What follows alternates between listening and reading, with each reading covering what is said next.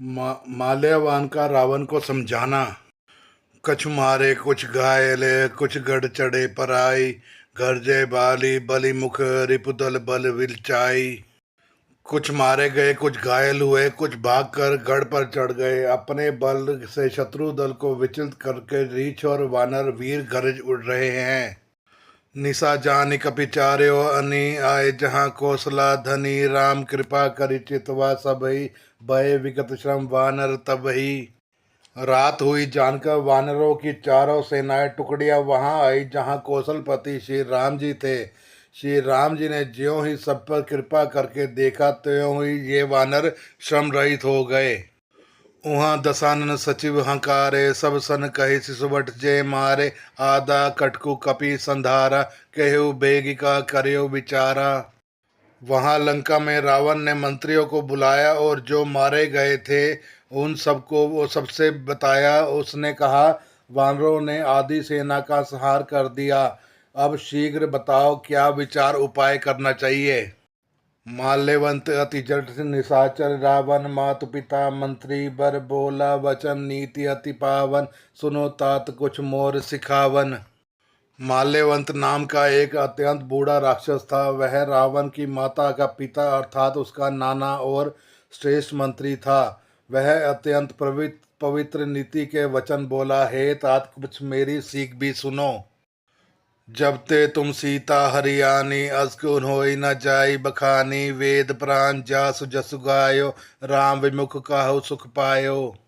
जब से तुम सीता को हर लाए हो तब से इतने अपशगुन हो रहे हैं जो वर्णन नहीं किए जा सकते। वेद पुराणों ने जिनका यश गाया है उन श्री राम जी से विमुख होकर किसी ने सुख नहीं पाया। हिरण्याक्ष भ्राता सहित मधुकैटभ बलवान, जय मारे सोई अवतर्यो कृपा सिंधु भगवान।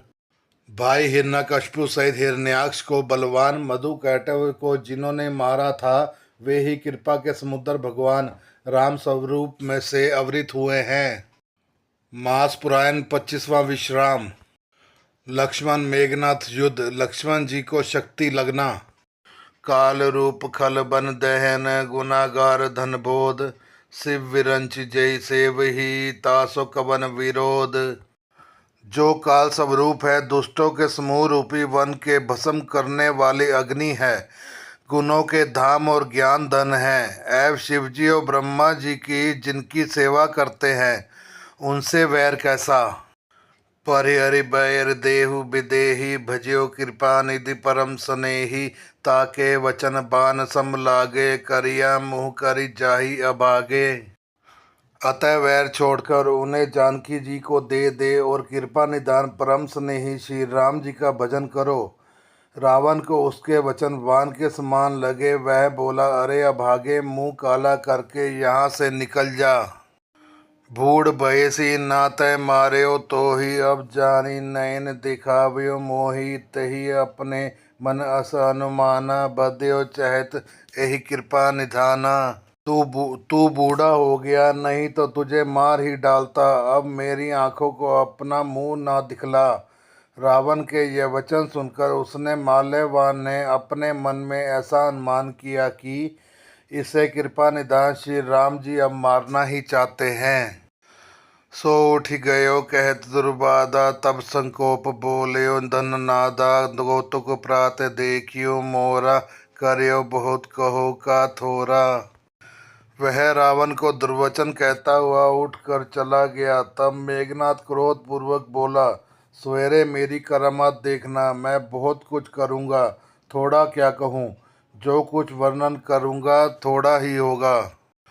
सुनि सुत वचन भरोसा आवा, प्रीति समेत अंक बिठावा। करत विचार भयो बिनु सारा, लागे कपिपुनि चहु दुआरा। पुत्र के वचन सुनकर रावण को भरोसा आ गया। उसने प्रेम के साथ उसे गोद में बिठा लिया। विचार करते करते ही सवेरा हो गया। वानर फिर चारों दरवाजों पर जा लगे। कोपी कपिन दुर्घट घट घेरा, नगर कोलाहुल भयो घनेरा। विधवा युद्ध धर निसीचर दाय, गढ़ के पर्वत शिखर ढहाए। वानरों ने क्रोध करके दुर्गम किले को घेर लिया। नगर में बहुत ही कोलाहल शोर मच गया। राक्षस बहुत तरह से अस्त्र शस्त्र धारण करके दौड़े और उन्होंने किले पर पहाड़ों के शिखर ढहाए। ढाहे महीधर शिखर कोटिन विविध विधि गोला चले। बडाहर धीमि पबिबात गर्जत जन प्रलय के बादले। मरकट विकट जन जूटत कटत न लटत तन जर्जत भय। गहि सेल ते ही गढ़ पर चलावे जहाँ सो तह निसीचर हुए। उनके उन्होंने पर्वतों को करोड़ों शिखर ढहाए। उन अनेक प्रकार के गोले चलने लगे। वे गोले ऐसा गहराते हैं जैसे वज्रपात हुआ हो, बिजली गिरी हो। और योद्धा ऐसे गरजते हैं मानो प्रलय काल के बादल हों। विकट वानर योद्धा भिड़ते हैं, कट जाते हैं, घायल हो जाते हैं।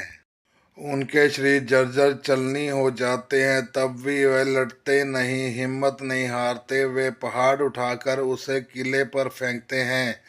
राक्षस जहाँ से कहाँ तहाँ जो जहाँ होते हैं वहीं मारे जाते हैं। मेघनाथ सुनि शवन अस गढ़पुनि छेका आई। उतरयो वीर दुर्ग ते सन्मुख चलयो बजाई। मेघनाद ने कानों से ऐसा सुना कि वानरों ने आकर फिर किले को घेर लिया है। तब वह वीर किले से उतरा और डंका बजाकर उनके सामने चला। कहे कौशलाधीश दो भ्राता दवनी सकल लोत विख्याता। कहे नल नीर दुविध सुग्रीवा अंगद हनुमत बलसीवा। मेघनाद ने पुकार कर कहा, समस्त लोकों में प्रसिद्ध धनुर्धर कौशलाधीश दोनों भाई कहाँ हैं? नल नील द्विविध सुग्रीव और बल की सीमा अंगद और हनुमान कहाँ है? कहाँ विभीषण भ्राता द्रोही? आज सभी हटि मार्यो तो ही। अस कई कठिन बान सधाने अतिशय क्रोध श्रवण लगिताने। भाई से द्रोह करने वाला विभीषण कहाँ है? आज मैं सबको ही, उस दुष्ट को तो हठपूर्वक अवश्य ही मारूंगा। ऐसा कहकर उसने धनुष पर कठिन बाणों का संधान किया और अत्यंत क्रोध करके उसे कान तक खींचता। सर सुमूह जो छाड़े लागा जनुष पक्ष दावई बहु नागा। तह तह परत देखा वही वानर सन्मुख होई न सकते अवसर। वह बानों के समूह छोड़ने लगा मानो बहुत से पखवाड़े सांप दौड़े जा रहे हों।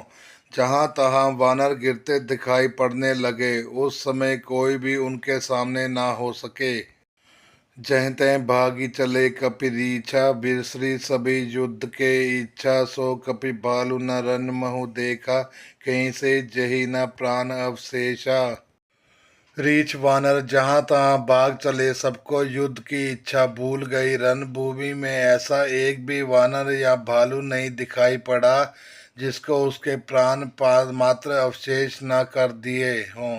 अर्थात जिसके केवल प्राण मात्र ही न बचे हों, बल पुरुषार्थ सारा जाता न रहा हो। दस दस सर सब मारे सी परे भूमि कपिवीर। सिंहनाथ करि गर्जा मेघनाथ बलधीर। फिर उसने सबको दस दस बाण मारे। वानर वीर पृथ्वी पर गिर पड़े। बलवान और धीर मेघनाथ सिंह के समान नाद करके गरजने लगा। देख पवन सुत कटक विहाला। क्रोधवंत जनु घायल काला। महासेल एक तुरंत अपारा। अतिरिस मेघनाथ पर डारा। सारी सेना को बेहाल व्याकुल देखकर पवन सुत हनुमान क्रोध करके ऐसे दौड़े मानो स्वयं काल दौड़ आया हो। उन्होंने तुरंत एक बड़ा भारी पहाड़ उखाड़ लिया और बड़े ही क्रोध के साथ उसे मेघनाथ पर छोड़ा। आवत देख गयो नभ सोई। रथ सारथी तुरंग सब खोई। बार बार बचार हनुमाना। निकट नाव मर्मु सो जाना। पहाड़ों को आते देखकर वह आकाश में उड़ गया। उसके रथ सारथी और घोड़े सब नष्ट हो गए, चूर चूर हो गए। हनुमान जी ने उसे बार बार ललकारते हैं पर वह निकट नहीं आता, क्योंकि वह उसके बल का मर्म जानता था।